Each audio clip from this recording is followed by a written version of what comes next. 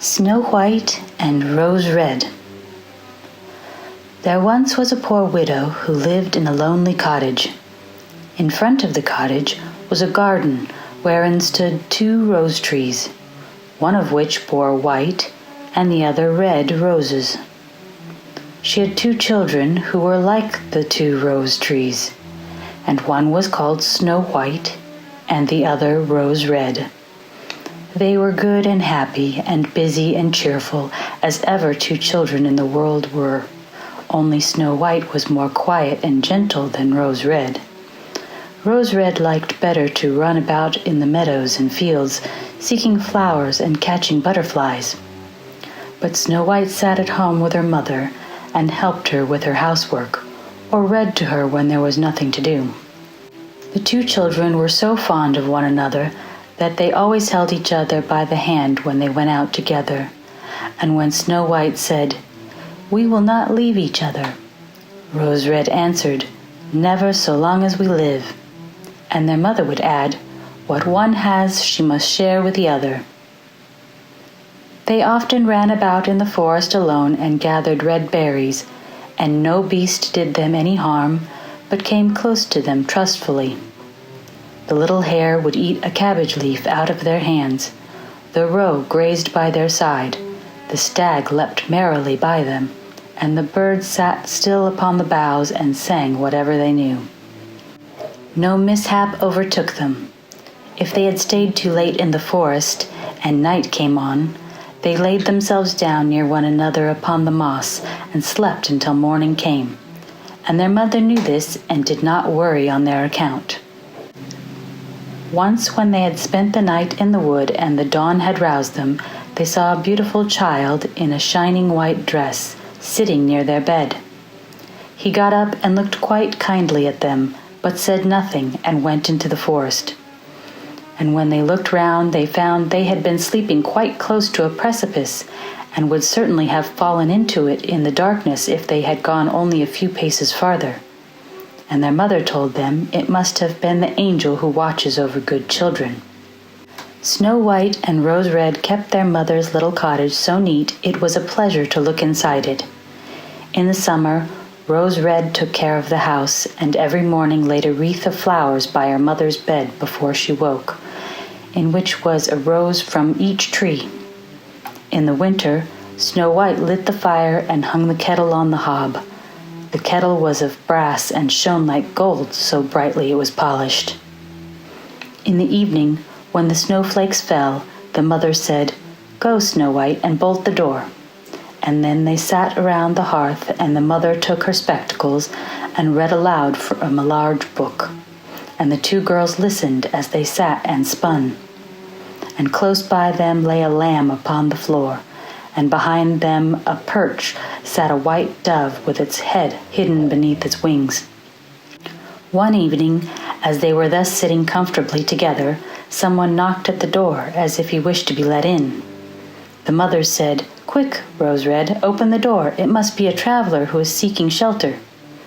Rose Red went and pushed back the bolt, thinking that it was a poor man. But it was not. It was a bear that stretched its broad black head within the door. Rose Red screamed and sprang back. The lamb bleated, the dove fluttered, and Snow White hid herself behind her mother's bed. But the bear began to speak and said, "Do not be afraid. I will do you no harm. I am half frozen and only want to warm myself a little beside you." "Poor bear," said the mother, "lie down by the fire. Only take care that you do not burn your coat." Then she cried, "Snow White, Rose Red, come out. The bear will do you no harm. He means well." So they both came out, and by the lamb and the dove came nearer and were not afraid of him. The bear said, "Here, children, knock the snow out of my coat a little." So they brought the broom and swept the bear's hide clean, and he stretched himself by the fire and growled contentedly and comfortably. It was not long before they grew quiet at home and played tricks with their clumsy guest. They tugged his hair with their hands, put their feet upon his back and rolled about, or they took a hazel switch and beat him, and when he growled they laughed. But the bear took it all in good part, and only when they were too rough he called out, "Leave me alive, children." "Snow White, Rose Red, will you beat your wooer dead?" When it was bedtime and the others went to bed, the mother said to the bear, "You can lie by the hearth, and then you will be safe from the cold and the bad weather." As soon as the day dawned, the two children let him out, and he trotted across the snow into the forest. Henceforth the bear came every evening at the same time, laid himself down by the hearth, and let the children amuse themselves with him as much as they liked, and they got so used to him that the doors were never fastened until their black friend had arrived. When spring had come and all outside was green, the bear said one morning to Snow White, "Now I must go away and cannot come back for the whole summer." "Where are you going then, dear bear?" asked Snow White. "I must go into the forest and guard my treasures from the wicked dwarves. In the winter, when the earth is frozen hard, they are obliged to stay below and cannot work their way through. But now, when the sun has thawed and warmed the earth, they break through it and come out to pry and steal, and what once gets into their hands and in their caves does not easily see daylight again." Snow White was quite sorry at his departure, and as she unbolted the door for him and the bear was hurrying out, he caught against the bolt and a piece of his hairy coat was torn off, and it seemed to Snow White as if she had seen gold shining through it, but she was not sure about it. The bear ran away quickly and was soon out of sight behind the trees. A short time afterward, the mother sent her children into the forest to get firewood. There they found a big tree which lay felled on the ground, and close by the trunk something was jumping backwards and forwards in the grass, but they could not make out what it was. When they came nearer, they saw a dwarf with an old withered face and a snow-white beard a yard long. Then the end of the beard was caught in a crevice of the tree, and the little fellow was jumping about like a dog tied to a rope and did not know what to do. He glared at the girls with his fiery red eyes and cried, "Why do you stand there? Can you not come here and help me?" "What are you up to, little man?" asked Rose Red. "You stupid prying goose," answered the dwarf. "I was going to split the tree to get a little wood for cooking. The little bit of food that we people get is immediately burnt up with the heavy logs. We do not swallow so much as you coarse, greedy folk.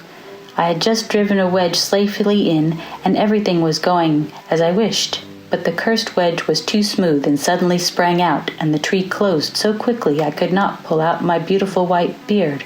So now it's tight, and I cannot get away, and the silly, sleek, milk-faced things laugh. Ugh, how odious you are!" The children tried very hard, but they could not pull the beard out. It was caught too fast. "I will run and fetch someone," said Red Rose. "You senseless goose," snarled the dwarf. "Why should you fetch someone? You are already too many for me. Can you not think of something better?" "Don't be impatient," said Snow White. "I will help you." And she pulled her scissors out of her pocket and cut off the end of the beard. As soon as the dwarf felt himself free, he laid hold of a bag which lay amongst the roots of the tree, and which was full of gold, and lifted it up, grumbling to himself, "Uncouth people, to cut off a piece of my fine beard! Bad luck to you!" And then he swung the bag upon his back and went off without even once looking at the children. Some time afterwards, Snow White and Rose Red went to catch a dish of fish. As they came near the brook, they saw something like a large grasshopper jumping toward the water, as if it were going to leap in. Then they ran to it and found it was the dwarf. "Where are you going?" said Rose Red. "You surely don't want to go in the water." "I am not such a fool," cried the dwarf. "Don't you see that a cursed fish wants to pull me in?" The little man had been sitting there fishing, and unluckily the wind had tangled up his beard with the fishing line. A moment later, a big fish made a bite, and the feeble creature had not strength to pull it out. The fish kept the upper hand and pulled the dwarf towards him. He held on to all the reeds and rushes, but it was of little good, for he was forced to follow the movements of the fish, and was in urgent danger of being dragged into the water. The girls came just in time. They held him fast and tried to free his beard from the line, but all in vain. The beard and line were entangled fast together. There was nothing to do but to bring out the scissors and cut the beard, whereby a small part of it was lost. When the dwarf saw that, he screamed out, "Is that civil, you toadstool, to disfigure a man's face? Was it not enough to clip off the end of my beard? Now you have cut off the best part of it. I cannot let myself be seen by my people. I wish you had been made to run the soles off your shoes." Then he took out a sack of pearls which lay in the rushes, and without another word he dragged it away and disappeared behind a stone. It happened that soon afterwards the mother sent the two children to town to buy needles and thread and laces and ribbons. The road led them across a heath upon which huge pieces of rock lay strewn about. There they noticed a large bird hovering in the air, flying slowly around and round above them. It sank lower and lower, and at last settled near a rock not far away. Immediately they heard a loud, piteous cry. They ran up and saw with horror that the eagle had seized their old acquaintance the dwarf and was going to carry him off. The children, full of pity, at once took tight hold of the little man and pulled against the eagle so long that at last he let his booty go. As soon as the dwarf had recovered from his first fright, he cried with a shrill voice, "Could you not have done it more carefully? You dragged at my brown coat so that it is all torn and full of holes, you clumsy creatures." Then he took up a sack full of precious stones and slipped away again under the rock into his hole. The girls, who by this time were used to his ingratitude, went on their way and did their business in town. As they crossed the heath again on their way home, they surprised the dwarf, who had emptied out his bag of precious stones in a clean spot and had not thought that anyone would come there so late. The evening sun shone upon the brilliant stones. They glittered and sparkled with all colors so beautifully that the children stood still and stared at them. "Why do you stand gaping there?" cried the dwarf, and his ashen gray face became copper red with rage. He was still cursing when a loud growl was heard, and a black bear came trotting towards them out of the forest. The dwarf sprang up in fright, but he could not reach his cave, for the bear was already too close. Then, in the dread of his heart, he cried, "Dear Mr. Bear, spare me.